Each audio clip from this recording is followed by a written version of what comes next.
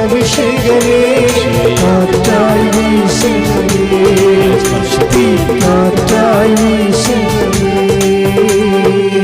വസ്തുക്കൾ വിൽക്കാനും വാങ്ങിക്കാനും ഉള്ളവർ, അതിൻ്റെ പേര് നഷ്ടം വന്നവർ, അതിൻ്റെ പേര് പണം സമയത്ത് കിട്ടാതിരിക്കുന്നവർ, ഇങ്ങനെയൊക്കെ എല്ലാം കൈവിട്ട് പോയ പോലെ തോന്നണവർ, കടകളും വരുമാന മാർഗങ്ങളും മാസങ്ങളായി പൊട്ടിക്കിടക്കുന്ന കാരണം അവരുടെ സാധനം നശിക്കുന്നു. അതുപോലെ തന്നെ കൊടുത്തു വിട്ടാൻ പറ്റണില്ല, എടുത്തു വെക്കാൻ പറ്റണില്ല. ഇങ്ങനെ കുറേ പ്രശ്നങ്ങളിൽ പ്രാർത്ഥിച്ചുകൊണ്ടിരിക്കുന്ന മക്കളെ, അവരുടെ മേലെല്ലാം കർത്താവിൻ്റെ പ്രത്യേകമായ കരുണയും കൃപയും ഈ നിമിഷം ചൊരിയട്ടെ എന്ന് പ്രാർത്ഥിക്കുന്ന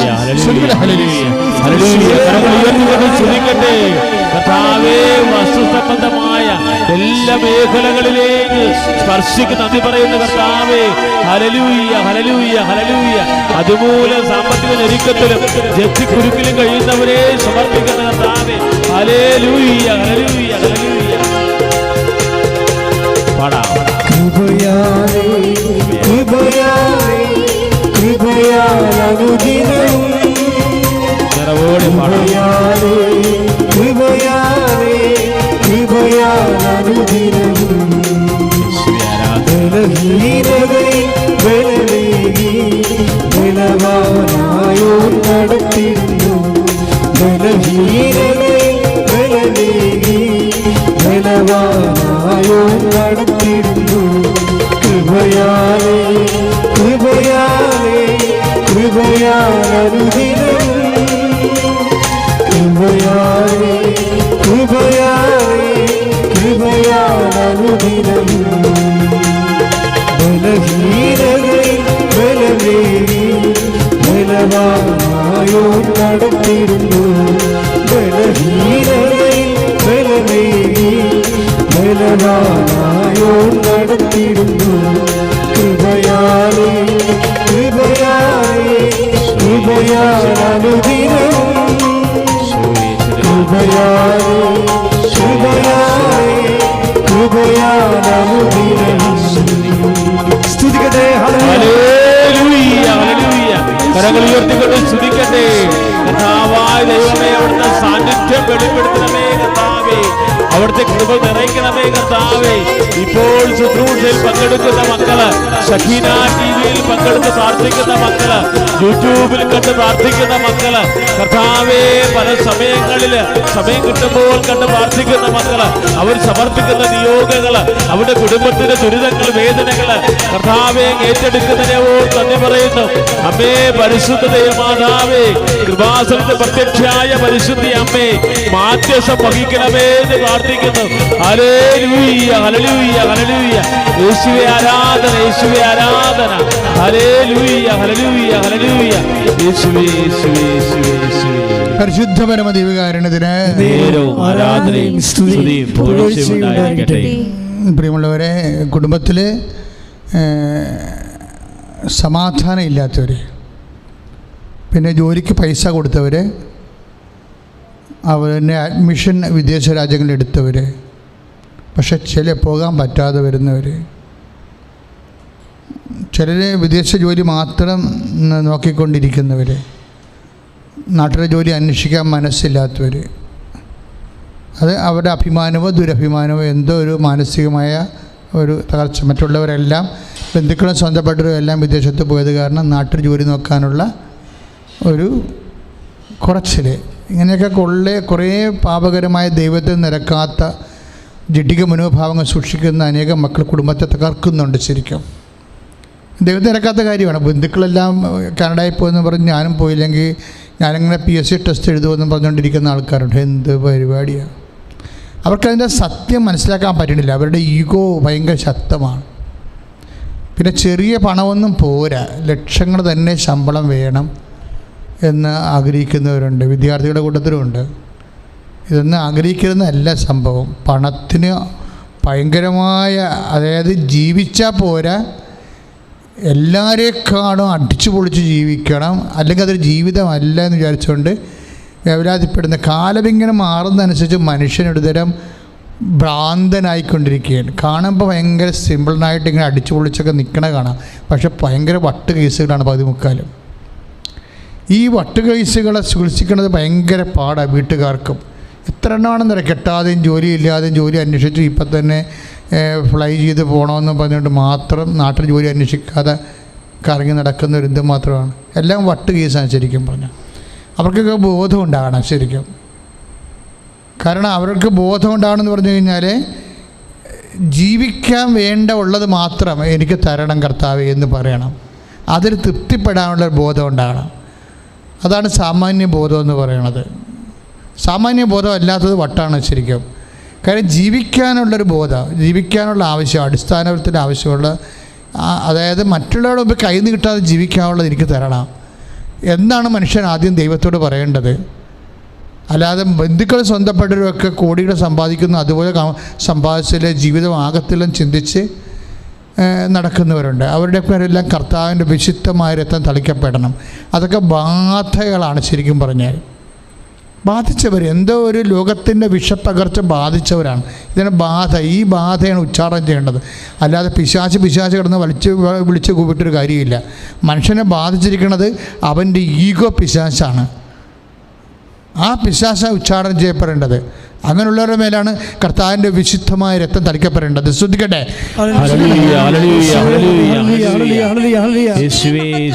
ഈശ്വരന്റെ ഉന്നതമായ നാമത്തിന് സ്വസ്ഥം ചെയ്ത് കർത്താവ് ഓരോ കുടുംബം, ഓരോ വ്യക്തികൾ കാണാത്ത കയറില് കെട്ടിയിടപ്പെടുകയാണ് കർത്താവെ. അവരെ സംബന്ധിച്ച കർത്താവ് അവരുടെ ജീവിതത്തിൽ കർത്താവ് ഒരു തീരുമാനം എടുക്കാനോ അവരെ കർത്താവ് അവരെ ആ തീരുമാനത്തിൽ നിന്ന് തള്ളി മാറ്റാൻ കർത്താവ് അവർക്ക് അവിടെ നിന്ന് രക്ഷപ്പെടാൻ പറ്റത്തില്ല.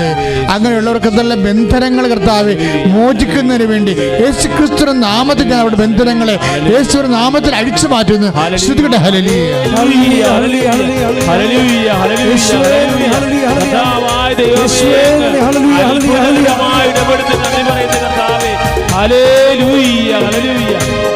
ആരാധന.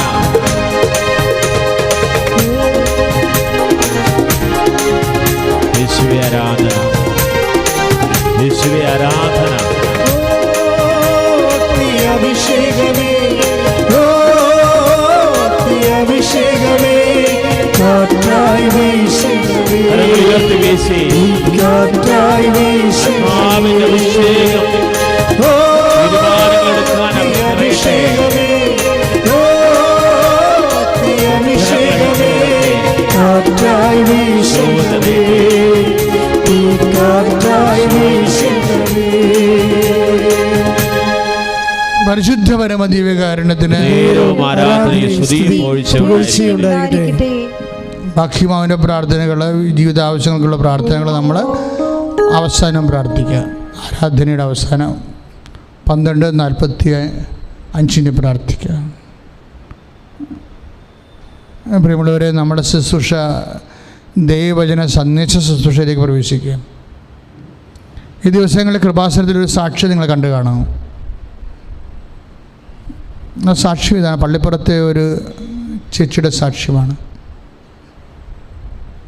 സാക്ഷ്യം ഇതാണ്. ഇവർക്ക് ലുക്കീമിയയാണ്, രക്താർബുദമാണ് രോഗം. അപ്പോൾ രക്താർബുദം രോഗം അത് ഡയഗ്നോസ് ചെയ്ത് കഴിഞ്ഞപ്പോൾ അവരുടെ സാമ്പത്തിക ചുറ്റുപാടുകളൊക്കെ കണ്ടപ്പോൾ കേരളത്തിലൊരു പ്രഖ്യാപിതമായ ആശുപത്രിയിലാണ് ടെസ്റ്റ് നടന്നത്. അപ്പോൾ അവർ പറഞ്ഞ് നിങ്ങൾക്ക് ഇവിടെ ട്രീറ്റ് ചെയ്യാനത് പാടായിരിക്കും, കാര്യം 50 ലക്ഷം രൂപ വേണമെന്ന് പറഞ്ഞു. ഈ രക്താർബുദം ഈ ആശുപത്രി ചികിത്സിക്കുന്നതിന് 50 ലക്ഷം രൂപ വേണ്ടി വരും. അപ്പോൾ നിങ്ങളെ കണ്ടിട്ട് അത് മുടക്കാനുള്ള കഴിവുള്ളവരല്ല, അതുകൊണ്ട് നിങ്ങൾ ഗവൺമെൻറ് സംവിധാനങ്ങൾ ഉപയോഗിക്കാൻ പറഞ്ഞു. അപ്പോൾ ഗവൺമെൻറ് സംവിധാനങ്ങൾ ഉപയോഗിക്കാൻ വേണ്ടി ഇവർ പോകുന്നതിന് മുമ്പ് RCCയിൽ പോയി കീമോ തുടങ്ങി. അപ്പോൾ കീമോ തുടങ്ങിക്കഴിഞ്ഞപ്പോഴും ശരീരം ഇങ്ങനെ ഡൗണായി വരികയാണ്. അറിയാമല്ലോ, കീമോ പേഷ്യൻ്റെ അവസ്ഥ അറിയാമല്ലോ. അത് രക്താർബുദത്തിൻ്റെ കീമോ കൂടുതലാണ്. അപ്പോൾ അത് കൊണ്ട് ശരീരം വല്ലാത്ത രീതിയിലേക്ക് തളരുകയാണ്. അപ്പോൾ ഇവർ ഉടമ്പടി ചെയ്തതിന് ശേഷം ഈ ഉടമ്പടി നേർച്ച വസ്തുക്കൾ ഉപയോഗിക്കുന്നതിന് മുമ്പ് ഇവരുടെ മനസ്സിലെ കർത്താവ് ഒരു വചനം കൊടുത്ത്, അവർ നന്നായിട്ട് ആ സാക്ഷ്യം പറയുന്നുണ്ട്. ആ വചനം കൊടുത്തിരിക്കുന്ന ഇതാണ്: ശക്തനായവൻ എനിക്ക് വലിയ കാര്യങ്ങൾ ചെയ്തു തന്നിരിക്കുന്നു. അതാണ് അവിടെ മനസ്സിൽ വന്ന വചനം. ഉടമ്പടി ചെയ്ത് കഴിഞ്ഞപ്പോൾ കർത്താവ് കൊടുത്തൊരു വചനമാണത്. എന്താണ്? ശക്തനായവൻ എനിക്ക് വലിയ കാര്യങ്ങൾ ചെയ്തു തന്നിരിക്കുന്നു.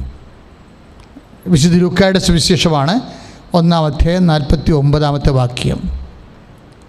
വിശുദ്ധ ലൂക്ക 1-49 വാക്യം. ശക്തനായവൻ എനിക്ക് വലിയ കാര്യങ്ങൾ ചെയ്തു തന്നിരിക്കുന്നു. ആ വാക്ക് അവരുടെ മനസ്സിൽ വന്നപ്പോൾ തന്നെ കർത്താവ് വലിയ കാര്യങ്ങൾ ചെയ്യാൻ പോകുന്നുവെന്ന് പരിശുദ്ധാത്മാവ്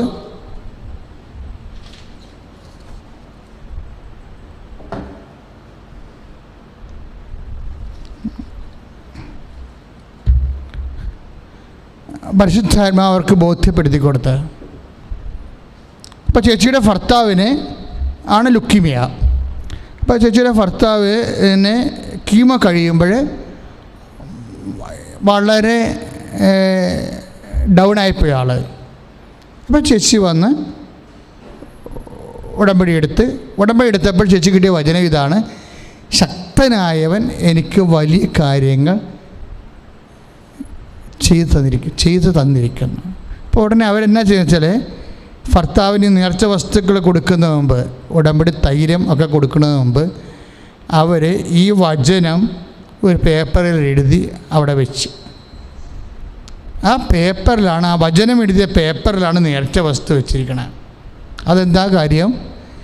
കർത്താവിൻ്റെ വലിയ കാര്യങ്ങൾ ചെയ്യാൻ പോകുന്ന കാര്യങ്ങൾ ഈ നേർച്ച വസ്തുക്കളിലൂടെ കർത്താവ് അവർക്ക് ചെയ്യും എന്നാണ് അവിടെ വിശ്വാസം പ്രഖ്യാപിക്കുന്നത്. അത് പ്രഖ്യാപിച്ച് കഴിഞ്ഞപ്പോൾ ഇവരൊരു സ്വരം കേൾക്കും. എന്താണ്? ഞാൻ നിന്നെ സുഖപ്പെടുത്തുമെന്ന്. അതൊരു സ്വരമാണ്. ഇതൊക്കെ കേൾക്കുമ്പോൾ ഒരു പക്ഷേ എല്ലാവർക്കും തോന്നി പിന്നെ കർത്താവ് സ്വരത്തിൽ സംസാരിക്കാൻ പോകണം. അതായത് ഈ മേഖലയുള്ളവർക്ക് അത് പെട്ടെന്ന് മനസ്സിലാകും. ബുദ്ധിയുടെ മേഖലയെ വർക്ക് ചെയ്യുന്നവർക്ക് ഒരു 10 ജന്മം അവർ ഈ ഭൂമി ജീവിച്ചിട്ട് ഒരു കഥയുമില്ല, അത് മനസ്സിലാവത്തില്ല. കാര്യം ഇത് ഹൃദയത്തിൻ്റെ ഒരു മേഖലയാണ്. ഈ ശക്തനായവൻ എനിക്ക് വലിയ കാര്യങ്ങൾ ചെയ്തിരിക്കുന്നുവെന്ന് പരിശുദ്ധാത്മാവ് കൊടുത്ത വചനമാണ്. ഈ വചനത്തിൽ അവർ വിശ്വസിക്കുന്നു, ഈ വചനത്തിൽ അവർ വിശ്വസിക്കുന്നു എന്ന് കർത്താവിനെ അറിയിക്കാൻ വേണ്ടിയാണ് ആ വചനം എഴുതിയിട്ട് അതിൻ്റെ പുറത്ത് ഈ രോഗി ഉപയോഗിക്കാനുള്ള നേർച്ച വസ്തുക്കൾ എടുത്ത് വെക്കുന്നത്. അത് വെച്ച് കഴിഞ്ഞ് അവർ സ്വരം കേൾക്കും, ഞാൻ നിന്നെ സുഖപ്പെടുത്തുന്ന കർത്താവാണെന്ന്. അതിനുശേഷം ഈ രോഗം പൂർണ്ണമായി അങ്ങ് സുഖപ്പെടും. കീമോ ഉപയോഗിക്കുന്നുണ്ടെങ്കിലും കീമോയുടെ ആ ആവിയും പുകയും അതിൻ്റെ തളർച്ചയും തകർച്ചയും ഒന്നും അനുഭവിക്കാതെ തന്നെ ഈ വ്യക്തി ജോലി ചെയ്യാൻ പറ്റുന്ന രീതിയിലേക്ക് കർത്താവ് ഇവനെ ഉയർത്തിക്കൊണ്ടുവരും. ഈ സാക്ഷ്യം എൻ്റെ മനസ്സിൽ വന്നപ്പോഴേ എൻ്റെ മനസ്സിൽ ഉടനെ വന്ന വചനം, ഈ പുരോഹിതന്മാർ പോലും ഇങ്ങനെ പ്രാർത്ഥനയിൽ വിശ്വസിക്കാത്തവരുണ്ട്. പുതിയ പുരോഹിതന്മാരല്ല, പണ്ടത്തെ പുരോഹിതന്മാരുടെയും ചില പുരോഹിതന്മാരുടെ അവസ്ഥ അതാണ്. അവരിത് ഈ സാമാന്യ ജനത്തിൻ്റെ അനുഭവങ്ങളിൽ വിശ്വസിക്കത്തില്ല. അവരതിൻ്റെ റീസൺ അന്വേഷിക്കും ഉടനെ ബുദ്ധിപരമായിട്ട്. ഇപ്പം ഞാനെന്തെങ്കിലും പറഞ്ഞാൽ സക്കറിയ പുരോഹിതനല്ലേ, സക്കറിയ പുരോഹിതൻ ഒരിക്കലും അൾത്താറയിൽ ഇങ്ങനെ ധൂപിച്ചുകൊണ്ട് നിൽക്കുകയാണ്. അപ്പോഴേ ഗബ്രിയേൽ മാലാഖ നേരിട്ട് വന്ന് ഒരു കാര്യമാണ് പോക്കേ, ഞാനാണെങ്കിൽ സക്കറിയാനെ തലക്കെട്ടടിച്ചേന. അതായത് അൾത്താറെ ധൂപിച്ചുകൊണ്ട് നിൽക്കുകയാണ് ഈ മനുഷ്യൻ. അയാൾ ചെറുപ്പക്കാരനൊന്നുമല്ല, 90 വയസ്സുള്ള മനുഷ്യനാണ്. ഇത്രയും വയസ്സ് കർത്താവിൻ്റെ വേല ചെയ്ത ആളാണ്. ഇയാളോട് ഗബ്രിയേൽ ദൂതൻ പറഞ്ഞത് എന്താണെന്ന് അറിയാമോ? സക്കറിയ, നിൻ്റെ പ്രാർത്ഥന ദൈവ സന്നിധി കേൾക്കപ്പെട്ടിരിക്കുന്നു. അതാണ് പറയണത്. നിൻ്റെ പ്രാർത്ഥന ദൈവതിരുസന്, അതായത് ലൂക്ക 1:13 സുന്ദരമായ ഒരു വചനമാണ്. എന്താ പറയണത്? വിശുദ്ധ ലൂക്കാ സുവിശേഷം 1:13 സക്കറിയ, നിൻ്റെ പ്രാർത്ഥന ദൈവതിരുസന്നിധിയിൽ കേൾക്കപ്പെട്ടിരിക്കുന്നു. അപ്പോഴെന്താണ് പറയണത്? ദൈവമേ, അപ്പം കരഞ്ഞുകൊണ്ട് നന്ദി പറയേണ്ടതാണ് ഈ പുരോഹിതൻ അല്ലേ? അപ്പം സക്കറിയ ചോദിക്കേണ്ടത്, ഞാൻ എപ്പോൾ പ്രാർത്ഥിച്ചെന്നാണ് ചോദിക്കണത്. ഞാൻ എപ്പോൾ പ്രാർത്ഥിച്ചത്? എന്നുവെച്ചാൽ ഈ മനുഷ്യൻ 45 വയസ്സിലാ മറ്റേ പ്രാർത്ഥിച്ചതാ. അതാണ് സക്കറിയക്ക് അങ്ങനെ സംശയം വരാൻ കാര്യം. 45 വയസ്സിൽ അയാളുടെ ഭാര്യയ്ക്കൊക്കെ ഒരുവിധം പിള്ളേർ ജനിക്കേണ്ട ഒരു കാലം ഉണ്ടായിരുന്നു. അന്നെങ്ങാണ്ട് പ്രാർത്ഥിച്ച കാര്യമാണ് ഇപ്പോൾ മാലാഖ പറഞ്ഞത്. സക്കറിയക്ക് ഇപ്പോൾ 90 വയസ്സായി. പുള്ളിയുടെ പ്രാർത്ഥനയിൽ ഇങ്ങനെ, ഈ പ്രാർത്ഥനയുടെ ഒരു രീതി അതാണ്. പ്രാർത്ഥനയ്ക്ക് എപ്പോൾ വേണമെങ്കിലും ഉത്തരം തരാം, ഏത് ഡിപ്പാർട്ട്മെൻറ്റിൽ വേണമെങ്കിലും ഉത്തരം തരാം. ഇപ്പോൾ നിൻ്റെ ജീവിതത്തിൽ ഒരു വിഷയത്തിന് വേണ്ടി പ്രാർത്ഥിച്ച്, നീ ഇളയ മകന് വേണ്ടി പ്രാർത്ഥിച്ചു, അല്ലെങ്കിൽ മൂത്ത മകന് വേണ്ടി പ്രാർത്ഥിച്ചു എന്ന് വിചാരിച്ചോ. മൂത്ത മകന് വേണ്ടി എന്താ പ്രാർത്ഥിച്ചത്? കുറേ നാൾ മക്കളില്ലാതിരുന്നപ്പം പറഞ്ഞ കർത്താവേ, എനിക്കൊരു മകൻ ജനിക്കുകയാണെങ്കിൽ അവനെ ഞാൻ പട്ടത്തിന് വിട്ടേക്കാമെന്ന് പറയും. അങ്ങനെ പ്രാർത്ഥിക്കുമല്ലേ മനുഷ്യർ? മൂത്ത മകൻ പട്ടത്തിന് വിടാൻ വേണ്ടി പ്രാർത്ഥിക്കും അവനെ. പക്ഷേ മൂത്ത മകൻ ജനിച്ചു കഴിഞ്ഞതിന് ശേഷം അവൻ പട്ടാളത്തിൽ പോയി. എങ്ങനെയുണ്ട്? പട്ടാളത്തുകാരന് വേണ്ടി പ്രാർത്ഥിച്ച് അവൻ പോയത് എവിടെയാണ്? പട്ടാളത്തിൽ. അപ്പോൾ ഇളയ മകൻ ജനിച്ചപ്പോൾ ഇളയ മകൻ വളർന്നപ്പോൾ പറഞ്ഞു, അപ്പ എനിക്ക് പട്ടത്തിന് പോകണമെന്ന് പറഞ്ഞു. അപ്പോൾ എന്താ എൻ്റെ അർത്ഥം? എന്താ? മൂത്ത മകന് വേണ്ടി പ്രാർത്ഥിച്ചത് ദൈവം ഇളയ മകന് കൊടുത്തു. അതായത് പ്രാർത്ഥന ഒരിക്കലും നശിക്കണില്ല. നിൻ്റെ പ്രാർത്ഥന ദൈവം കേട്ടു, പക്ഷേ സമയം നിശ്ചയിക്കാൻ നിനക്കോ എനിക്കോ അധികാരമില്ല. അത് ഏത് വകുപ്പിലാണ് വേണ്ടതെന്ന് നിശ്ചയിക്കേണ്ടതും ദൈവത്തിൻ്റെതാണ്. ദൈവവേദലേ, നീ പ്രാർത്ഥിക്കുമ്പോൾ ഓർക്കണം, നീ പ്രാർത്ഥിക്കുന്ന വ്യക്തിക്ക് പ്രാർത്ഥിക്കുന്ന സമയത്ത് തന്നെ ദൈവം അനുഗ്രഹിക്കണമെന്ന് മത്സരം പിടിക്കരുത്. അങ്ങനെയുള്ള പ്രാർത്ഥനയാണ് കേട്ടതെന്ന് പറയരുത്. മറിച്ച് നീ പ്രാർത്ഥിച്ചു, പക്ഷേ നിന്നൊക്കെ പ്രാർത്ഥന കേൾക്കണത് ദൈവത്തിൻ്റെ സമയത്തായിരിക്കും. അങ്ങനെ വിവേചിക്കാനുള്ള പരിശുദ്ധാത്മാവ് ഈ മനുഷ്യന് ഇല്ലാതെ പോയി. പുരോഹിതനാണ്, പക്ഷേ പരിശുദ്ധാത്മാവില്ല. ഇത് ഭയങ്കര തകർച്ചയാണ് ശരിക്കും. പുരോഹിതനായിരിക്കാം, പരിശുദ്ധാത്മാവിൻ്റെ പ്രവർത്തനങ്ങൾ സ്ഥായിയായിട്ടുണ്ടാകാതെ വരാം. സക്കറിയ പുരോഹിതനാണ്, പക്ഷേ പരിശുദ്ധാത്മാവിന് വിവേചനം ഉണ്ടല്ലോ, അത് പരിശുദ്ധാത്മാവിൻ്റെ വരവാണ്. അതില്ല. അത് കാരണം ഈ എപ്പ എന്നും പറഞ്ഞ് പൊട്ടം കളിച്ച ഇയാളെ പൊട്ടം കളിച്ച് എപ്പ പ്രാർത്ഥിച്ചു എന്നിട്ട് പറയണേ, പണ്ട് അതിപ്പോൾ എനിക്ക് 90 വയസ്സായില്ലേ, അതിപ്പോൾ എനിക്ക് അപ്പം ദൈവത്തിനൊരു തരം ആക്ഷേപിക്കുന്ന രീതിയിലാണ് ഈ പൊട്ടൻ അവിടെ കിടന്നുകൊണ്ട് പെരണ്ട് കളിക്കണത്. പിന്നെ എൻ്റെ ഭാര്യയുടെ പതിവൊക്കെ തെറ്റി അവൾക്ക് 70 വയസ്സായി. ഇപ്പം എന്ത് പ്രാർത്ഥന? ഞങ്ങളതൊക്കെ സ്റ്റോപ്പ് ചെയ്തിരിക്കുകയാണ്. അങ്ങനെയുള്ള അതിനുവേണ്ടിയുള്ള പ്രാർത്ഥനകളൊക്കെ അവസാനിപ്പിച്ചിരിക്കും. ഇങ്ങനെ ഒരു തരം കുഴഞ്ഞ് മറിഞ്ഞ് കളിക്കണം. ഇതിൻ്റെ പ്രശ്നം എന്താ വെച്ച് കഴിഞ്ഞാൽ, ദൈവത്തെ അറിയാൻ പാടില്ല. സക്കറിയ പുരോഹിതനാണ്, 90 വയസ്സുണ്ട്, പക്ഷേ ദൈവത്തെ അറിയാൻ പാടില്ല. ഇത് വലിയൊരു ദുരന്തമാണ്. നമുക്ക് പ്രായമാകാം, പക്ഷേ വിവേചന പരിശുദ്ധാത്മാവ് പ്രവർത്തിക്കും. നമ്മൾ പുരോഹിതനാകാം, അല്ലെങ്കിൽ ദൈവശുശ്രൂഷകരാകാം, പക്ഷെ പരിശുദ്ധാത്മാവ് പ്രവർത്തിക്കണമെന്ന് നിർബന്ധം, വിവേചനം കിട്ടത്തില്ല. അപ്പം നമുക്ക് പ്രായമാകാം, പക്ഷെ ദൈവത്തിനെ അറിയണമെന്ന് നിർബന്ധമില്ല. അത് നിസ്സാര കാര്യമല്ല. ദൈവത്തെ അറിയാത്തവർക്ക് പ്രാർത്ഥിക്കാൻ വലിയ പാടാണ് ശരിക്കും. ദൈവത്തെ അറിയാത്തവർക്ക് എന്തെങ്കിലും പറയാൻ കാരണം വെച്ച് കഴിഞ്ഞാൽ, സക്കറിയ ഇങ്ങനെ ഒരു തൻ്റെ ആധ്യാത്മിക ദാരിദ്ര്യം ദൈവതിരുസന്നിധിയിൽ സമർപ്പിച്ചു കഴിഞ്ഞപ്പോഴേ എന്താ ചെയ്തിരിക്കണം? സക്കറിയയോട് നീ ഊമനായി തീരുമെന്ന് പറഞ്ഞ്, അതായത് എന്താണ്, നീ പുരോഹിതനാണ്, പക്ഷെ പുരോഹിതനടുത്ത ദൈവത്തിനെക്കുറിച്ചുള്ള അറിവ് നിനക്കില്ല. പുരോഹിതനടുത്ത പരിശുദ്ധാത്മാവിൻ്റെ പ്രവർത്തനമില്ല, വിവേചന വരമില്ല. അതുകൊണ്ട് നീ പുരോഹിതനായിരിക്കാൻ ഇനി ദൈവത്തിന് താല്പര്യമില്ല എന്ന് പറഞ്ഞുകൊണ്ട് അവൻ്റെ പ്രാർത്ഥനാ ജീവിതം കട്ട് ചെയ്ത് കളഞ്ഞു. ഊമനായി തീരുമെന്ന് പറഞ്ഞതിൻ്റെ അർത്ഥം എന്താണ്? വാതുറന്ന് പ്രാർത്ഥിക്കാൻ പറ്റുകയെന്നതിൻ്റെ അർത്ഥം. വാ തുറന്ന് പ്രാർത്ഥിക്കാൻ പോലും പറ്റത്തില്ല. എന്താ കാര്യം? ഇതിപ്പോൾ നമുക്കറിയാമല്ലോ, വാ തുറന്ന് പ്രാർത്ഥിക്കാത്ത എന്തുമാത്രം മനുഷ്യരാണ് ഉള്ളത് കുടുംബങ്ങളിലേക്ക്, ഇല്ലേ? ഊമരാണ് സക്രിയയെ പോലെ. നമ്മൾ കുടുംബ പ്രാർത്ഥന ചെല്ലുമ്പോൾ ഇരിക്കാം. പരിശുദ്ധ മറിയം നന്മ നിറഞ്ഞ മറിയം ചൊല്ലിക്കഴിഞ്ഞാൽ ഊമനായ സക്രിയ അവിടെ തൂണും ചാരി ഇരിക്കുന്നുണ്ടാകും. ചിലപ്പോൾ അപ്പനായിരിക്കും, ചിലപ്പോൾ അപ്പാപ്പനായിരിക്കും, ചിലപ്പോൾ മക്കളായിരിക്കും. എന്താണ്? അവൻ വാ തുറന്ന് പ്രാർത്ഥിക്കത്തില്ല, മനസ്സിൽ പ്രാർത്ഥിക്കും. അപ്പോൾ അമ്മ ചോദിക്കും, ഇടാ നന്മ നിറഞ്ഞ മറിയം ചെല്ലി, പരിശുദ്ധ മറിയം ചെല്ലണില്ലേ? ഞാൻ മനസ്സിൽ പ്രാർത്ഥിക്കുന്നുണ്ടെന്ന് പറയും. അപ്പോൾ മനസ്സിൽ പ്രാർത്ഥിക്കണം മാത്രമല്ല പ്രാർത്ഥന, പ്രാർത്ഥിക്കുന്നവർ വാ തുറന്ന് പ്രാർത്ഥിക്കണം. സക്രിയയ്ക്ക് ആ വാ തുറന്നുള്ള പ്രാർത്ഥന ഏതാണ്ട് ജീവിതം അവസാനിപ്പിക്കുകയാണ് ദൈവം. എന്താ കാര്യം? യഥാകാലം നിറവേറേണ്ട ദൈവത്തിൻ്റെ വചനം അവൻ അവിശ്വസിച്ചു. യഥാകാലം നിറവേറേണ്ട ദൈവത്തിൻ്റെ വചനം അവൻ അവിശ്വസിച്ചു. ഇപ്പോൾ വചനം അവിശ്വസിച്ച് കഴിഞ്ഞാൽ പ്രാർത്ഥനാ ജീവിതം അപ്പം തന്നെ പളിച്ചയായി പോകും. പ്രാർത്ഥിക്കുക, കർത്താവായ ദൈവമേ, വചനം വിശ്വസിച്ചുകൊണ്ട് വചന അധിഷ്ഠിതമായി വാതുറന്ന് പ്രാർത്ഥിച്ച് ദൈവത്തെ മഹത്വപ്പെടുത്താനുള്ള പ്രാർത്ഥനാ വരത്താൽ എന്നെ അഭിഷേകം ചെയ്യണം.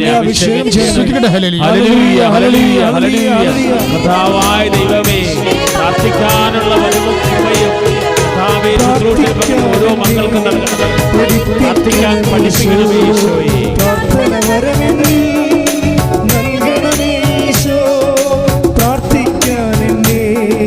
പഠിപ്പിക്കണമീശോ, പ്രാർത്ഥന വരമെന്നിൽ നൽകണമീശോ. യേശുവേ ആരാധന, യേശുവേ നൽകണമീശോ, വിധമെന്നിൽ നിറവേറ്റണമീശോ. നിന്റെ കഴുകണമീശോ, നിന്റെ വിധമെന്നിൽ നിറവേറ്റണമീശോ. പരിശുദ്ധ പരമ ദിവ്യകാരുണ്യത്തിന് അപ്പം നമ്മൾ പരിശുദ്ധ അമ്മയുടെ അടുത്തേക്ക് ഗബ്രിയേൽ മാലാഖ വരുമ്പോൾ, നീ ഗർഭം ധരിച്ച് ഒരു പുത്രനെ പ്രസവിക്കും, അവൻ ഈശോ എന്ന് പേരിടണം. പിതാവായ ദാവീദിൻ്റെ സിംഹാസനം അവന് നൽകപ്പെടും. യാക്കോബിൻ്റെ ഗോത്രത്തിൽ അവൻ എന്നേക്കും ഭരണം നടത്തും. അപ്പം അങ്ങനെ കർത്താവിൻ്റെ വാക്കുകളും വാഗ്ദാനങ്ങളും വചനങ്ങളും അമ്മയ്ക്ക് കൊടുക്കുമ്പോൾ, അതാണ് ലൂക്കാ 1:30. നീ ഗർഭം ധരിച്ച് ഒരു പുത്രനെ പ്രസവിക്കും എന്ന് പറയുമ്പോൾ അമ്മ എന്താ പറയണത്? ഇതെങ്ങനെ സംഭവിക്കും, ഞാൻ പുരുഷനെ അറിയുന്നില്ലല്ലോ എന്ന് പറയുമ്പോൾ, അവരുടെ കന്യത്വത്തെക്കുറിച്ച് അവർ സംസാരിക്കുമ്പോൾ, പരിശുദ്ധാത്മാവ് നിൻ്റെ മേൽ വരും, പുരുഷൻ്റെ ഇച്ഛയാലല്ല എന്ന് പറഞ്ഞുകൊണ്ട് ദൈവം അത് ക്രമീകരിക്കും. അത് ക്ലിയറാക്കി കൊടുത്തു കഴിയുമ്പോൾ ഉടനെ അമ്മ പറയും, ഇതാ കർത്താവിൻ്റെ ദാസി എന്ന് പറയും. വചനത്തോട് ഒരു മനുഷ്യനെ പറയാനുള്ളൊരു വാക്കതാണ്. എന്താണ്? ലൂക്കാ 1:38. ദൈവത്തിൻ്റെ വചനത്തോട് ഒരു വിശ്വാസി പുലർത്തേണ്ട ഒരു നിലപാടുണ്ട്. ഒരു നിലപാടേ ഉള്ളൂ. എന്താണത്? ലൂക്കാ 1:38. എന്താണ്? വചനത്തിന്, കർത്താവിൻ്റെ വചനത്തിന് ഇതാ കർത്താവിൻ്റെ ദാസി. അതാണ് സംഭവം, അല്ലെ ദാസൻ.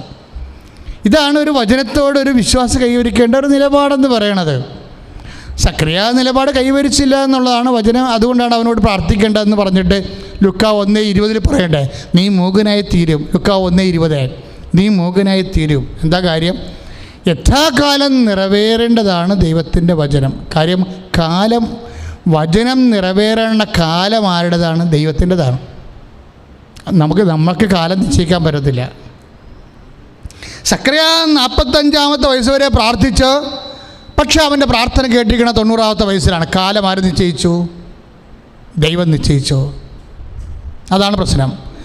കാലം ദൈവമാണ് നിശ്ചയിക്കേണ്ടത് എന്നുള്ള സൂചനയാണ് അമ്മയുടെ മംഗളവാർത്തയ്ക്ക് നമുക്ക് കിട്ടണം. ഇതാണ് യഥാകാലം നിറവേറേണ്ട ദൈവത്തിൻ്റെ വചനം. നീ അവിശ്വസിച്ചുകൊണ്ട് നീ മൂകനായി തീരുവെന്ന് 1:20 പറഞ്ഞില്ലേ? 1:20 ലൂക്കായുടെ സുവിശേഷത്തിൽ യഥാകാലം നിറവേറേണ്ടതാണ് ദൈവത്തിൻ്റെ വചനം. അതുകൊണ്ടാണ് എലിസബത്ത് പറയുന്ന കർത്താവ് നിന്നോട് അരുളിച്ചെയ്ത വചനങ്ങൾ. ലൂക്കാ 1:45 നമ്മൾ പറയുന്നതാണ്. എന്താ? കർത്താവ് നിന്നോട് ഏറ്റു പറഞ്ഞേ, കർത്താവ് നിന്നോട് അരുളി ചെയ്ത വചനങ്ങൾ അരുളി ചെയ്ത കാര്യങ്ങൾ നിറവേറുമെന്ന് വിശ്വസിച്ച നീ ഭാഗ്യവതി. അപ്പോൾ എപ്പോൾ നിറവേറുമെന്നില്ല ഇതിൻ്റെ അകത്ത്. ഭയങ്കര മാത്തമാറ്റിക്കലാണ് ബൈബിളെ. എപ്പം അമ്മ വിശ്വസിച്ചു, എപ്പോഴാണ് നിറവേറണം ഇത്? അപ്പന് ഇഷ്ടമുള്ളപ്പോഴെന്ന് പറയും. അമ്മ ഉടനെ പറയും, എങ്ങനെയാണ്? എൻ്റെ അപ്പന് ഇഷ്ടമുള്ളപ്പോൾ. വചനം ഞാൻ വിശ്വസിച്ചു, അതിൻ്റെ നിറവേറ്റം എൻ്റെ അപ്പന് ഇഷ്ടമുള്ളപ്പോൾ. അത് ഭാവി എത്ര വേണമെങ്കിലും അപ്പന് എടുക്കാം. അതാണ് സംഭവം. അമ്മയുടെ വിശ്വാസവും സക്കറിയയുടെ വിശ്വാസവും തമ്മിൽ കറക്റ്റായിട്ട് രാത്രിയും പകലും പോലെ മാറണം. അവിടെ വെച്ചാണ് കാലം നിശ്ചയിക്കാനുള്ള അധികാരം ദൈവത്തിന് കൽപ്പിച്ച് നൽകും. കൃപാസനത്തിൽ സമയഘടികാരവും നെഞ്ചിലേറ്റിയാണ് അമ്മ പ്രത്യക്ഷപ്പെട്ടത്. കാലം ദൈവത്തിന് കൽപ്പിച്ച് നൽകുമ്പോൾ ആ കാലത്തിൻ്റെ മേൽ ആരാണ് വിശ്വസിക്കുന്നത് അവർക്ക് അധികാരം കൊടുക്കും. അതുകൊണ്ടാണ് അമ്മ അടുത്ത ആ നിമിഷം തന്നെ അമ്മ കാത്തിരിക്കാതെ അപ്പം തന്നെ പ്രഗ്നൻ്റായി. എന്താ കാര്യം? അപ്പായ്ക്ക് കാലത്തിൻ്റെ അധികാരം കൊടുത്തു കഴിയുമ്പോൾ, അപ്പായ്ക്ക് കാലത്തിൻ്റെ മേലുള്ള അധികാരം പ്രഖ്യാപിച്ച് കഴിയുമ്പോൾ ആരാണോ പ്രഖ്യാപിക്കണത് അവന് അത് അനുയോജ്യമായ കാലത്തേക്ക് ദൈവം അത് ക്രമീകരിക്കും. ശ്രുതിക്കട്ടെ ഹല്ലേലൂയ, ഹല്ലേലൂയ, ഹല്ലേലൂയ, ഹല്ലേലൂയ. കരങ്ങൾ ഉയർത്തിക്കൊണ്ട് ശ്രുതിക്കട്ടെ. Hallelujah, hallelujah, hallelujah. അമ്മേ, പരിശുദ്ധതേ മാതാവേ, സമയത്തിന്റെ മാതാവേ, കൃപാസനത്തിൽ പ്രത്യക്ഷയായ പരിശുദ്ധ അമ്മേ, ജീവിത ദുരിതങ്ങളും വേദനകളും വിഷമതകളും സമർപ്പിച്ച് സമയം വെച്ച് പ്രാർത്ഥിക്കുന്ന ഓരോ മക്കളുടെ മേല്, ഡേറ്റിന് പ്രാർത്ഥിക്കുന്ന ഓരോ മക്കളുടെ മേല് വൻകാര്യങ്ങൾ ചെയ്യാൻ സർവശക്തിയോടെ ശക്തനായ ദൈവം വൻകാര്യങ്ങൾ ചെയ്യാൻ സർവശക്തിയോടെ എഴുന്നള്ളുകയാ. എന്തൊരാനന്ദം, എന്തൊരാനന്ദം അമ്മമേക്കൊപ്പം ആരാധിക്കുമ്പോൾ. എന്തൊരാനന്ദം, എന്തൊരാനന്ദം അമ്മമേയൊപ്പം ആരാധിക്കുമ്പോൾ. പരിശുദ്ധ പരമദിവ്യകാരുണ്യത്തിന് അപ്പോഴും ചേച്ചി ചെയ്ത് എന്താ വെച്ച് കഴിഞ്ഞാൽ, ശക്തനായവൻ എനിക്ക് വലിയ കാര്യങ്ങൾ ചെയ്ത് തന്നിരിക്കുന്നു എന്നാണ് എഴുതിയിരിക്കുന്നത്. ലുക്ക 49 ആ വചനം എഴുതിയിട്ടാണ് നേർച്ച വസ്തുവിൻ്റെ പുറത്ത് വെക്കണത്. അത് വെച്ച് വിശ്വാസം പ്രഖ്യാപിച്ചു കഴിഞ്ഞപ്പോൾ സ്വരം കേട്ടു. എന്താ സ്വരം കേട്ടത്? ഞാൻ നിന്നെ സുഖപ്പെടുത്തുന്ന കർത്താവാണ്. അപ്പോൾ ദൈവത്തിന് ഞാൻ എപ്പോഴും എൻ്റെ പ്രവർത്തകരോട് പറയുവേ, ദൈവാനുഭവത്തിനൊരു പഞ്ഞും ഇല്ല എന്ന് പറയും. എന്താ? അത് ആര് നിഷ്കളങ്കമായി ദൈവത്തിൽ വിശ്വസിക്കുന്നുവോ, നിഷ്കളങ്കം എന്ന് പറഞ്ഞു കഴിഞ്ഞാൽ ബുദ്ധി ഉൾപ്പെടുത്താതെ. ഒരു വിശ്വാസം നിഷ്കളങ്കമാകണത് എങ്ങനെയാണ്? അത് ഹൃദയത്തിൻ്റെ ഒരു പ്രവൃത്തിയായി മാറുമ്പോഴാണ്. ബുദ്ധിയുടെ പ്രവൃത്തിയായി മാറുമ്പോൾ അതിനകത്ത് കളങ്കം വരും. പല ആൾക്കാർക്കും ബുദ്ധിയിൽ അധിഷ്ഠിതമായിട്ട് ദൈവത്തിനെ സമീപിക്കുമ്പോൾ ഉണ്ടാകുന്നത് കളങ്കവിശ്വാസമാണ്. കളങ്കവിശ്വാസം കൊണ്ട് ദൈവത്തെ അനുഭവിക്കാൻ വലിയ പാടാണ്. ബുദ്ധിപരമായിട്ടൊക്കെ കുറച്ച് ആഹ്ലാദം നമുക്കുണ്ടാകും, അതൊരു നോൺസെൻസ് ഏർപ്പാടാണ്. ബുദ്ധിപരമായിട്ട് ആഹ്ലാദം ഉണ്ടാകാനല്ല, ഈ വൈകാരികമായ ബോധ്യമില്ലേ, ബൗദ്ധിക ബോധ്യത്തിൻ്റെ കൂടെ തന്നെ വൈകാരിക ബോധ്യം ഉണ്ടായാൽ മാത്രമേ വചനം എക്സിക്യൂട്ട് ചെയ്തിട്ട് കർത്താവിനെ അറിയാത്തവരെ അറിയിക്കാനുള്ള മിഷൻ തീഷ്ണത കിട്ടത്തുള്ളൂ. കുറേ മെയിൻ്റനൻസ് നമുക്ക് കിട്ടുമായിരിക്കും. ഉള്ള ഒരു ഇടവകയിലൊക്കെ ചേർന്ന് കഴിഞ്ഞാൽ ഉള്ള നിലവാരം നിലനിർത്തിക്കൊണ്ടുപോകാൻ പുരോഹിതന്മാർക്ക് പറ്റണത് അവർ ആ വിശ്വാസം ആ രീതിയിൽ കൈകാര്യം ചെയ്തിട്ടാണ് എല്ലാ കാര്യങ്ങളുടെയും ബുദ്ധി അന്വേഷിക്കുക. ഇപ്പം ബൈബിള് ബുദ്ധിപരമായിട്ട് നോക്കുന്നവരില്ലേ, ഞങ്ങളൊക്കെ സെമിനാരി പഠിക്കുമ്പോൾ ഫോം ക്രിറ്റിസിസം എന്ന് പറഞ്ഞ സംഭവം ഉണ്ടായി. അത് ഏത് ഫോമിലാണ് ഫോമിലാണ് എഴുതിയിരിക്കുന്നത്, അതനുസരിച്ചാണ് അതിൻ്റെ അർത്ഥം അവർ നമ്മളെ മനസ്സിലാക്കണമെന്ന് പഠിപ്പിച്ചു തരണത്. പിന്നെ ടെക്സ്ച്വൽ ക്രിറ്റിസിസം എന്തായി, ഒരു ടെസ്റ്റ്, അത് ഏത് കാലഘട്ടത്തിലെ ടെസ്റ്റ് ഏത് സാഹിത്യ ശൈലിയിൽ ഉപയോഗിച്ചിരിക്കുന്നു, അതിനാണ് ലിറ്ററൽ ക്രിറ്റിസിസം എന്ന് പറയണത്. അപ്പോൾ വചനം ബൈബിൾ പഠിക്കാൻ വേണ്ടി ഞങ്ങളൊക്കെ പഠിച്ചു വെച്ചിരിക്കുന്നത് ഇതാണ്. ഫോം ക്രിറ്റിസിസം പഠിച്ചിട്ടുണ്ട്, ടെക്സ്ച്വൽ ക്രിറ്റിസിസം പഠിച്ചിട്ടുണ്ട്, ലിറ്ററൽ ക്രിറ്റിസിസം പഠിച്ചിട്ടുണ്ട്. പക്ഷേ വചനം മാത്രം പഠിച്ചില്ല. അത് വലിയ സങ്കടമാണ് ശരിക്കും. ഞാൻ ഓർക്കുകയാണ് ഈ അമ്മ രക്ഷപ്പെട്ടത്, പരിശുദ്ധ അമ്മ രക്ഷപ്പെട്ടത് ഈ സാധനം ഒന്നും പഠിക്കാഞ്ഞിട്ടാണ്. ഈ സാധനം ഒന്നും പഠിക്കാഞ്ഞിട്ടാണ് അമ്മ രക്ഷപ്പെട്ടത്. എന്താ കാര്യം? സക്കറിയ പുരോഹിതൻ രക്ഷപ്പെടാതിരുന്നതും ഈ സാധനമൊക്കെ അവൻ കുറച്ച് പഠിച്ചു വെച്ചിട്ടാണ്. അതാണ് സാധാരണ മനുഷ്യരും അതുപോലെ തന്നെ ഇതെല്ലാം പഠിച്ച ആൾക്കാരും തമ്മിലുള്ള വ്യത്യാസം. സക്കറിയ രക്ഷപ്പെടാതെ അവൻ്റെ പ്രാർത്ഥനാ ജീവിതം വരെ സ്വർഗം പിടിച്ചു വെക്കാൻ കാര്യം എന്താണ്? ഈ സാധനമൊക്കെ അവൻ പഠിച്ചു വെച്ചിട്ടാണ്. നിൻ്റെ പ്രാർത്ഥന കേട്ടിരിക്കണമെന്ന് പറയുമ്പോൾ അവൻ പറയും ബുദ്ധിപരമായിട്ട് ഒരു സാധ്യതയില്ലാത്ത കാര്യമാണ്. എൻ്റെ ഭാര്യ പതിവ് തെറ്റിയ ആളാണ്, ഇപ്പോൾ 70 വയസ്സുണ്ട്. അപ്പോൾ എങ്ങനെ കൊച്ചുണ്ടാകണത്? ഞങ്ങൾക്ക് 90 വയസ്സുണ്ട്, പിന്നെ എങ്ങനെയാണ് കൊച്ചുണ്ടാകണത്? അപ്പോൾ അവ എല്ലാം ബുദ്ധിപരമായിട്ട് എടുത്ത കാര്യങ്ങൾ. അപ്പോൾ അതുകൊണ്ട് സ്വാഭാവികമായിട്ട് അവൻ്റെ പ്രാർത്ഥനാ ജീവിതം വരെ ദൈവം കട്ട് ചെയ്ത് കളഞ്ഞു. അമ്മ ഇപ്പോൾ അമ്മയോട് പറയണം, നീ ഗർഭം ധരിച്ച പുത്രനെ പ്രസവിക്കും.